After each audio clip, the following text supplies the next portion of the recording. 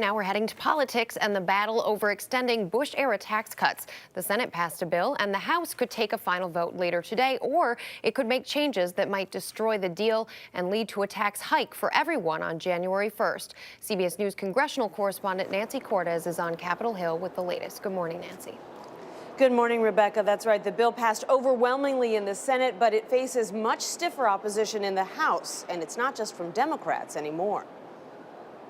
Yeas are 81, the nays are 19. Even as the tax cut deal sailed through the Senate by a vote of 81 to 19, House Democrats were pushing to strike parts of the deal, like cuts to the estate tax for the wealthy at a cost of $25 billion. Think of what you could do with that $25 billion. First of all, you could reduce the deficit.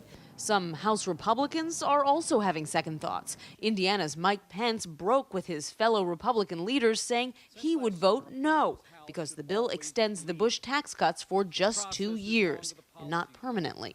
We perpetuate the uncertainty that's built into our tax code. Uncertainty is the enemy of our prosperity. Hoping to stave off more defections, a group of 31 conservative Blue Dog Democrats sent a letter to Speaker Pelosi urging her to, quote, promptly schedule this essential economic measure for a vote.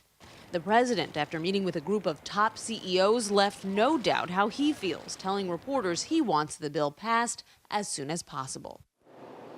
Before the vote today, House Democrats are going to introduce an amendment to strike some of those estate tax cuts. And if that amendment passes, that throws this entire deal into flux because the bill would then have to go back to the Senate, where Republicans have warned they might not accept any changes. And keep in mind, Rebecca, all these Bush-era tax cuts expire in just 2 weeks. It's a good point. Very timely issue. Nancy, in terms of whether or not the House Dems have the votes to get the estate tax provision out of the bill, what's your sense there?